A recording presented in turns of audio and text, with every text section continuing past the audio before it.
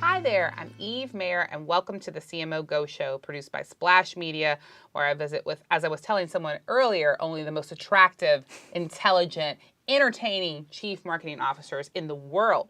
And today, I'm actually not interviewing a CMO. I'm here with Brandon Coleman III. And Brandon is a proven marketing executive with a deep knowledge of the restaurant industry. Previously the CMO of Del Frisco's restaurant group, he is now president. With over 10 years of leadership experience, has worked nearly with 50 brands across 7 industries, and has been named one of Ad Age's top 40 under 40, which is why I would not leave him alone for months and just stalked him until he would come on the show. So Brandon, thanks so much for joining me. I'm so excited you're here. And we always start with the same question, so I get to know you a little bit. Okay. And we also see how good of a liar you are. Okay. What are 2 truths and a lie about you? And then we will reveal the lie at the end of the show. Ooh, interesting. Okay. I am a level 1 wine sommelier. I have been skydiving in Spain, and my favorite food is sea urchin. Okay, I need to back up a little bit. What is it? I mean, I don't know if I'm allowed to ask. Yes, it's my show. I'm allowed to ask questions. What is a level 1? I know what a sommelier is, but what's a level 1 that just means like the best? No, level 1 is like the entry level. Oh, entry level. Yes. So like it's like the yellow belt of karate. Yes, and maybe even on the white belt. White belt. Yeah. Okay. Know the level 1. regions and the grapes and whatnot. Okay, and then what was your second one? Skydiving in Spain. Skydiving in Spain. Yes. Okay. And then the third one was sea urchin is my favorite food. Sea urchin is your favorite food. Yeah. I'm going to say, just my own guess, that you're not allowed to have sea urchin as your favorite food as required to be president, although Del Frisco's does have really good seafood. I'm conflicted. I don't know. We will find out at the end of the show. All right. So if you asked your 8-year-old self what you would be when you grew up, what would he say? Very interesting. I actually had a lemonade stand where I wrote a P&L for the lemonade stand with help of my father. So maybe that like inner president was in there, but if you would have asked me, I would have outright said I would be Michael Jordan. Because of course. Loved basketball, was a big basketball fan, came from a basketball family, and so basketball was kind of my passion when I was a young kid. So 8 years old, not looking to the future too much for the business side. I was going to be the next Michael Jordan. And so if you ran into your 8-year-old self and you're like, I'm the president of a delicious restaurant organization, what would he say? Do you play basketball on the weekends? Probably so. Okay. Yeah. No, I've always loved food. Always been passionate about food. So he'd probably be pretty excited about that. So tell me about this P. How old were you? Because a lot of parents and people think I'm crazy. Because if my daughter comes to us and wants something, she's 11. My husband and I will say, well, really, I say it, and then he puts up with it, which is I'll say, you want this thing, or you want us to buy this, or you want to do this, go put together a PowerPoint presentation, do your research. And this is when she wanted to stay up 30 minutes later for bedtime. And so she had to put together a PowerPoint presentation of the sleeping time that children need. Do you think this is weird? No, I actually think it's perfect. Really? So I had to do the same thing. So like if I wanted to go to a concert, I had to do a PowerPoint presentation to my father about what all was involved in going to the concert, when I'd be home, the reason why. And I learned a lot from my dad. I know in the moment your kid's going to think you're crazy. Oh, she just thinks so you know. I'm crazy. But afterward, it's one of the things that helped me the most in presentations and in thinking through an argument, and why to do something a certain way. So I would absolutely recommend that to everyone. So your dad had you do this stuff? Same exact thing. Okay, so I just want everyone to know that my parenting style has been validated. This guy did it, and he grew up to be happy and successful. So there you go. Really appreciate that. Yeah, PowerPoint. All right. Could you tell us a bit about Del Frisco's restaurant group, all the brands you oversee? And while you do that, I just would really like to encourage you to take your time in this description, because I happen to have a filet mignon that perhaps the president of Del Frisco's may have hooked me up with. So go ahead. Well, enjoy that, and I'll tell you about Del Frisco's Restaurant Group. So Del Frisco's Restaurant Group is a public company. We have Del Frisco's Double Eagle Steakhouse, which is our super high-end steakhouse, white tablecloth, swarming service, big bold wines, big steaks. Then we have Del Frisco's Grille, which is its sister brand, more casual, a more diverse menu. So you get more composed plates. You'll get things like a South African-inspired scallop dish, but you can still get the same steaks that you get at the Double Eagle. We still use prime beef, the highest quality beef.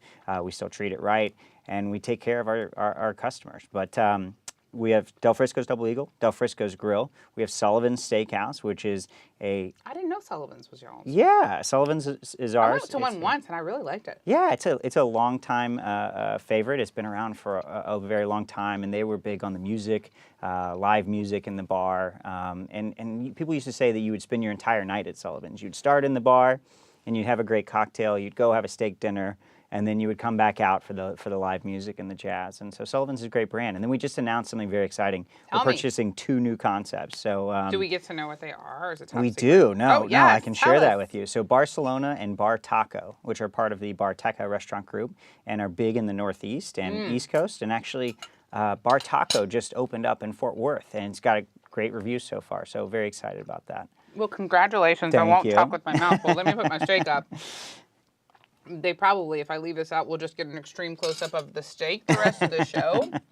Well, it's very appealing. But the other piece of what's interesting, and the reason that those concepts all work together is because you see the steak in the other 3, and then the 2 new ones, you don't see as much steak, right? Right, and they're more casual places, right? Yeah, Okay. yeah. So what unites them all is a vision of celebrating life in restaurants. And so that's very important for us to make sure that we're celebrating our customers' lives when they come in, but also our team members, because they spend the majority of their lives at work, and we want to celebrate them when they're in the restaurants as well. So tell me again, celebrating life In restaurants. in restaurants, is that Yeah. the vision? That's the vision for the company. And so do you have core values? Yes, we do. Okay. Yeah. I'm writing a book about Okay. core values and how I think that core values should be treated as the intersection of marketing and company culture. Yes. Because it's the story that you tell outside of the company, like you just did, about why all of these restaurants together make sense. Because to the outsider, I don't understand how a steak restaurant and a taco restaurant go together. But if you have that story and those core values that contribute to the behaviors, then you can actually weave this and make it happen. Absolutely. And I think culture trumps strategy. I think a lot of times we focus on strategy because it's very tangible. Like, where are we going to move the brand? Where are we going to, which customers are we going to go after? What is our price point going to be? Where are we going to sit and exist in the market? And culture is kind of the glue that holds it all together. It gives you the ability to achieve those things that you set out in your strategy. You may have a spectacular strategy, but if your company culture isn't there, then you'll find it difficult to achieve that strategy. So. We're big on culture at Del Frisco's Restaurant Group. It's very important to us. I love that because so many companies have just core values that are absolute crap. And are embarrassing and make employees roll their eyes. And I want to develop a system, and I'm actually speaking on this soon and writing this book about how you take those core values and actually turn them into behaviors. How do you hire with the questions that make sure that people fit the core values? How do you retain the people with reward and recognition that represent those values? And it sounds like you guys are on the right track. I have a question to ask you. Out of all these restaurants, do you get to tell us which one is your favorite Del restaurant? Frisco's Grille. Del Frisco's Grille is your Hands favorite. down. Well, that's I have to be Del proudest Frisco's of my Grille. child, Okay. right? So as the president, I mean, Del Frisco's Grille is absolutely That's your my favorite. Okay. Absolutely. I think one time I got really, and tell me which Del Frisco's Grille is the fancy and the Double Eagle is the more fancy one, Double then the Grille is the more casual one. So one time I got dressed up for date night with my husband in a fancy red dress. Yes. And I went, and I thought I was going to the fancy one, and we went to the one that was less fancy, and I just went anyway. Oh. And then I ate all the steak, and it was great. Did you have a good time? I always have a good time at good. Del Frisco's. Awesome. I told you it's my favorite steak, and that is a bold statement because I eat a lot of steak. Good, So, good. All right. One of the reasons that I started doing this show is I think you see all these shows that are like interviewing CEOs. I'm a marketer. I'm interested in having real conversations with CMOs. Love CEOs too. I'm so glad you're here, right? But one thing is, there were no good shows talking to CMOs or people that came up through marketing, I thought. There's a couple of podcasts that are pretty good, but not like a high quality broadcast, show. So I was really amazed that you did what many people want to do, which is go from CMO to president. And I think that a lot of times we don't see that, right? We see a CFO go to president, we see a COO go to president. And I think that one of the main reasons I chased you for so long, besides the steak, was your story of how you did this Also, you're pretty dang young. How'd you do this so young? And what was the path that it took on? So people who are interested in one day going from the marketing chair to the top exec chair, how can they do that? First, let me say that I really support your mission to bring light to that, because I think that the CMO is in the right position to become a leader of a company or of a brand. And the reason I think that is because they're focused on strategy and on customers and putting the customer first. And there's a lot of great books out there about putting the customer first and taking care of the customer. The founders of Home Depot wrote a really excellent book on that, and that's really what I embody, is that taking care of the customer. And so when I think about how this transition happened and how it came to life, there were a lot of people in my life that contributed. I don't think we do anything alone, right? It's part of a larger group or a larger network. And for me, it starts with setting a vision, aligning your actions to your vision, and then sharing your visions with others, right? Where do you want to be? Share that with somebody else. Have them help you, hold you accountable, or help you get there. So my vision is to lead a company that engages my mind and my soul so that I can create a positive impact in the world around me. So that's my vision. Did you have that vision before you came to this company? I did. How long have you had that vision for yourself? I would say probably for 2 years, that specific vision. I love that. Nobody creates like a specific vision statement for themselves it sounds like you've repeated that a few times to yourself and to others, and you're telling people. Yeah. Tell me one more time. I liked it. Okay, so it's is to become a leader of a brand or a company that engages my mind and my soul so that I can create a positive impact on those around me. I absolutely love that. Awesome. That's fantastic. So you came up with this. I read it every morning, and I think that's key. Yes. Is like every morning I wake up and I read it to realign myself, and then I can ask myself, are my actions aligned with where my vision, where I want to be with my vision? And so if I'm doing something that takes me a different path, then I'm not. And so the transition from CMO to president, to kind of bring it full circle, was something that I was offered because the CEO of our company, of the entire restaurant group, knows that eventually one day that I'd like to become the CEO of a company. And so this was a natural development for me to take on this role. Yeah. And so vision setting, delivering on being accountable for results, and then being strategic and taking care of those around me. I think that's what led to this opportunity manifesting. There are two things that stand out to me. First of all, I have not heard of someone with a personal vision and doing it that succinctly. Usually it's pretty random. I'm going to do that. Thank you for teaching me that. And then the other thing is the fact that you're so open, it sounds like, to share what you want with other people.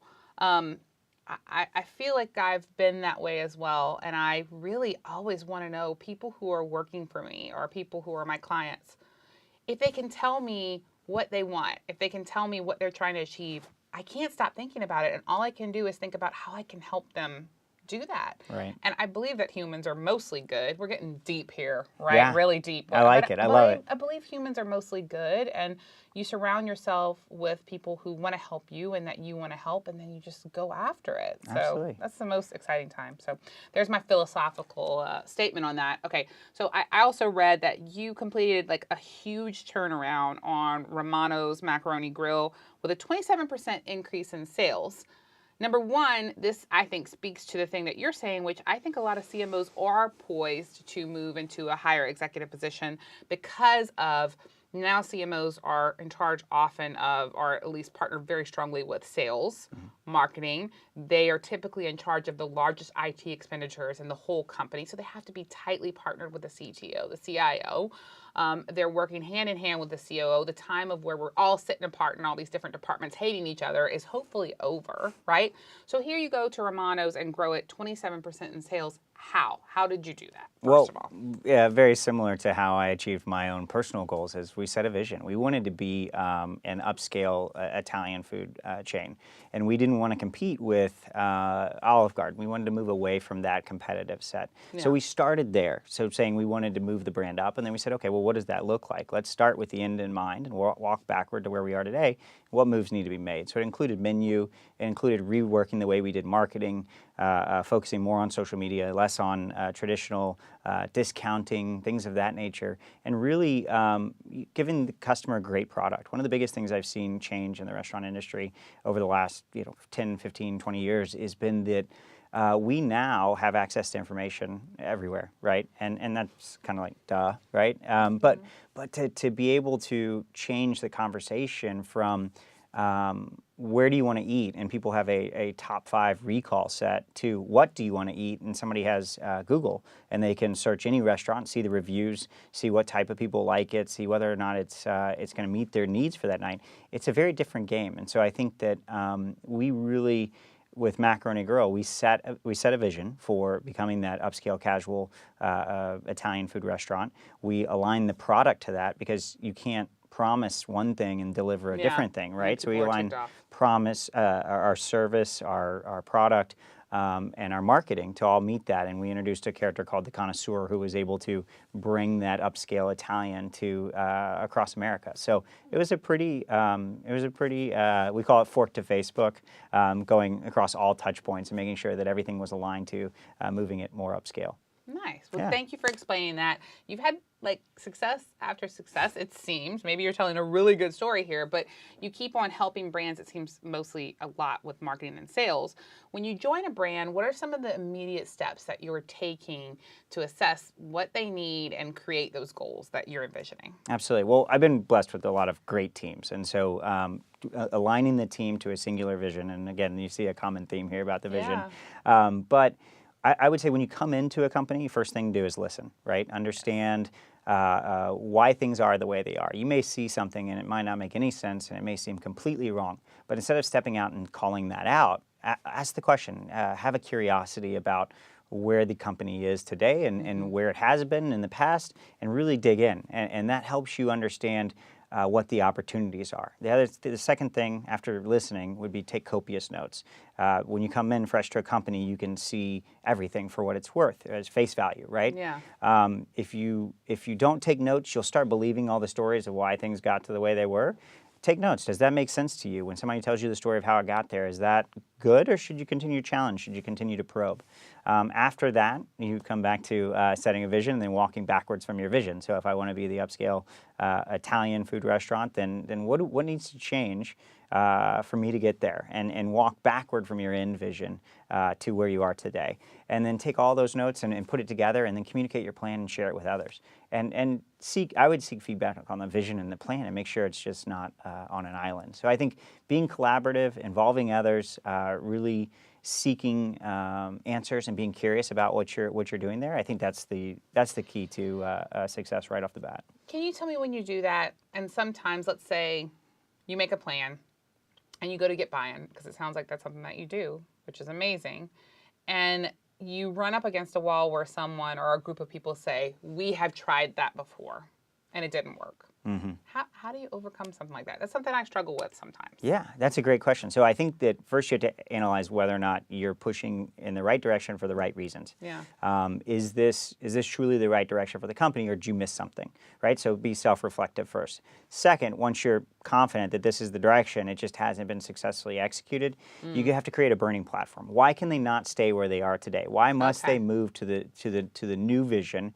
And what's wrong with where it is today? And then the other thing is, I always encourage people, is that you may have tried that, but things have changed. I mean, with technology, with cultural norms changing, everything's changing. So what may not have been right 5 years ago is absolutely right today. Okay. And maybe 5 years from now, it won't be right. So again, I think that it's important for you to push and understand that the company may not have changed, but everything around it has changed. And therefore, there's an opportunity that strategy, which was wrong before, could be right now. So I'll be honest, I just met you for this show, and you seem perfect. So I want to know that you're not perfect. So yes, I can relate. Definitely not perfect. Because I am definitely, I have one of my core values is called Wonderfully Imperfect. It's represented by a 3-legged unicorn, because the unicorn is not perfect, right? Yes. And that is definitely me. And so these things sound amazing. You're young, you're successful. Tell me a time you screwed up. I've had plenty of screw-ups. So, Really? yeah. And Tell me about one of them. Well, let me tell you about something generic. Okay. If we'll start there. If you want something specific, we'll go into that. Okay. But generically, I think when I was young, I was going to put it all on my... You are young, but okay, go ahead. Younger. Okay, yes. But I was going to put it all on my back and carry the burden, and I was going to push through any barriers and make sure that it was my mission and I was going to do it. And it was a lot of I and me. Okay. What I've realized over time is it can't just be that. And it's really important for you to, and great leaders do this, is they build up the people around them as opposed to building themselves up. And we read books like Good to Great, right? You look at the different levels of leadership and that stage 4 leadership of creating people who are better off when you're gone, right? That they're better leaders as a result of that. That's how it should be. And I think early on, I was very focused on what I could do or what I could achieve. Got it. So that was and that didn't put me in always the, I was more aggressive. I was more challenging or maybe more curt than when I could have thought, like, this is an opportunity for growth for somebody else. So. Yeah, I get it. I used to say something that I learned from employees years ago. I used to, when they come in and they tell me something, I would trust them, but they'd want to tell me the details of a situation, and I'd be in such a hurry to get on to the next thing, and I'd trust them, so I'd say, I don't care. Like, I don't care, just, do it. But what they heard was, I don't care about you. Right. And I was a jerk, right? Like, I was a serious jerk, and I had no idea that I was doing that, and I've tried to get better at that, to say, I trust you to handle this. Yeah. Please go handle it. But a couple people had to tell me I was a jerk. Failure's really important, though. I'm super good at that. Because, but it really is. I mean, I think we learn so much more because it really helps us develop, because we're forced to look at ourselves and say, what went wrong here? A lot of times when we have success, we say, oh, I'm a god. Yeah, I knew that was going to happen, and it happened, but it was some other reason or something completely different that actually caused it to happen, so we don't learn anything. So I think failure is incredibly important. I don't think anybody should be afraid to fail. So. When I fail, I feel horrible about myself, and when I succeed, I feel wonderful. There's rarely like an in-between situation there. It's just back and forth. Okay, so you've been spending all this time, much of your professional career, working in the restaurant business. Yes. If you were in any other industry, what would it be? Technology. Really? Yeah. Tell me about this. We talked about this in the beginning. Yes. Over 50 brands, 7 industries. I'd say probably 50 to 60% of my time has been spent in the restaurant industry. Mm-hmm. Another 20-25% has been spent in technology. So whether it's leading product development for restaurant online ordering companies, whether it's working with DMPs to kind of build a better system for predicting restaurant sales in the future. It's really a passion of mine on the personal side and on a professional side. I just think there's so much that technology can help us achieve. And when I look at my mission of that end goal of having an impact on those around me, I think technology is one of those things that really can amplify that impact. So I think technology is probably if I could choose today, that's where you'd be. I'd be calling. But you kind of are. Yeah, you kind of are. Absolutely. So we'll see what happens next. Yes. All right, so you were named Advertising Age's Top 40 Under 40. That's a huge deal. I've been on some lists. I never stayed humble. I'm just curious on how you're staying humble. Thank you. How do you do that? Well, I think it's realizing that it's a lot of things and it's a lot of people that help me get there. Yeah. I'll tell you, when I first heard that I was going to receive that award, I probably was not as humble, right? It got to my head a little bit. You shouldn't be. But it was actually interesting, and this is a little bit of a quirk of mine, is that over time I realized that it didn't matter, right? Like, is that going to be my final? Is that going to be my peak? And so what's actually really interesting is, as I've won awards, I've gotten rid of the framed recognition, because to me, if that's sitting around, then I'm relying on what I've done in my past as opposed to thinking about what I can do in my future. So I've actually received a couple, and I've thrown them away. Even I've thrown away some old ones. Yeah. But I keep some of them. Do you keep some of them? No. You keep none of them? No.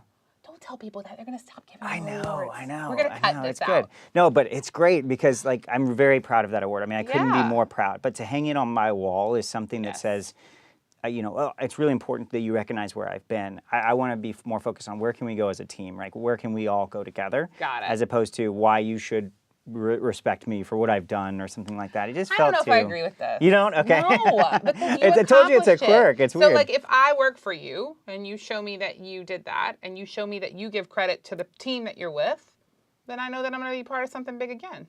That's if fair. I know you. That's a good point. Anyway, I No, love that's it a good when point. I don't agree with the guest. I don't think it's ever happened before. That's fine. That's okay. So That's stop great. throwing those away. I'm proud of you. Okay, all right. Okay, good. All right. I still tell. I mean, it's Still on my tell resume. people. It's on, Well, but put it at home then. yeah. That's interesting. That's a lot of humility there. Yeah. Well, I'm just looking forward. All right. What are you going to do next? Oh, wow. What am I going to do next? Yes. So I'm very excited about the role I'm currently in. Yeah. To shift over from. This is new, right? Yes, it is. So it's only about 8 months old. So yeah. the shift from marketing to operations and brand leadership as a whole is incredibly exciting. It's very different, right? Marketing, we think about everything from campaign to project-based to when it launches. And this is very much an everyday kind of, did you manage guest satisfaction? Did you manage top line sales? Did you manage COGS, labor? And then what was the result of that? And you're loving it, I can tell. I'm loving it. It's very exciting. And the other there's two main differences. The number one is the project based to the constant kind of day in, day out operational mentality. The second piece is shared language, or when you have a marketing team and you say, hey, we need to get a DMP in here, or we need to talk to our digital team about engagement or CPI or whatever you may be quoting, everybody's sharing the same basic language. In the restaurant industry, I'm working with over thousands of people, and we all have different languages. Some of them are career servers who've been there for 10 years. Some of them are college students who are there for the summer, but everybody's got a different language. So keeping it simple and keeping the vision very tangible, and then making sure that my actions as a leader are reflective of what I'm asking them to do, right? I absolutely can't be a hypocrite by any means, because it takes away from any credibility of what I'm asking them to do. So. Yeah, the shared language is always interesting, because when you bring new people into a team, no matter what, I feel like there's fear that they try to pretend like they know what the hell people are talking about, and they feel really uncomfortable and can't be honest about what they want to learn. So I'm glad you're doing that. So I'm always curious, we're doing a video right now, obviously, as well as podcasts, but how does Del Frisco's use video online? Oh, that's a great question. So it's something that we're not at the level that I'd want us to be at now. So you talk about... I think that's a typical answer. Yeah. If people are brave enough to admit the truth. Yeah, we've had challenges with content. And in talking to some of my peers, I think a lot of people have challenges with how do I create great content on a ongoing basis that is relevant and adds value to people, right? So that's something we struggled with early on, and that we're just now getting to really a good clip on. Like, so something we're doing, Del Frisco's Grille is all about elevating that social occasion. Yep. So we have coasters now that kind of are thought starters to start the conversation, whether it be at the bar or at the table. We ask different things that are kind of provocative. Some of them are a little bit more moral based. Some of them are more topical. But these questions, we're starting to introduce those into online video. So we're interviewing famous people like yourself, or we're talking to. There's a humility. We're talking to people, restaurant patrons or guests, and we have a question, and it's like pull it out of the coaster set and then answer the question. And so then when you're doing that, you're just doing that in the restaurant, really simply filmed. Like you're not taking. That's so great. And that's where we're starting. And then we've got great content from our wine somm. We have an incredible wine somm named Jessica Norris, who is a higher level wine somm. Than someone? Okay. Maybe me, maybe not. Maybe. You have to find out on the lie. So, all right, cool. But no, she's spectacular. So interviewing her, she's got a great presence, and she can talk about the differences between a Malbec and a cab, whatever it may be. So. Okay, so video on its way. I think that is honestly where most companies are at. Cisco's saying over 87% of content online is going to be video next year. So it's important, it's necessary, but the fact that you can start in your own organization, sometimes with a phone and a good mic, I think it makes a lot of sense. And then we were talking earlier today about how there are times for a studio, there are times for drastic production, there are times for really simple video, and there's times for stuff in between. So I'm excited to see what you guys come up with. What advice would you give to somebody that you met who was like, I want to be a CEO one day, but I really want to go the marketing route? Like, would you honestly say, because it doesn't happen as much as the other positions, but it happened to you, would you honestly say, I think I would suggest that? And if so, like, what route would you suggest for a young marketer to have a great future? Interesting. So I would say that young marketers should challenge. I think that it's so important that so many times somebody just folds, right? Like they know that the answer is A, and they're from their perspective that the answer is A, but somebody higher up than them just said the answer is B. And so instead of saying, hey, why is it A? And asking the question and then presenting their argument, they fold because this person's more senior, they've been around longer, oh, they're a great marketer. Even great marketers make mistakes all the time, actually. Yes. So I think it's really important for somebody who's new to challenge, but also at the same time, there's a balance of respect and how do you challenge appropriately, right? So I think asking questions is a great way to start. Why is that this way? Have we thought about it this way? What if we did this? And you really should align yourself with a boss or a senior mentor who accepts those challenges. If you find yourself in a situation where you have a boss that just shuts everything down and doesn't want to look at anything but their way, I would look elsewhere because that's not going to be the boss that pulls you up to the next level, that says this person's pushing the boundaries, this person's challenging.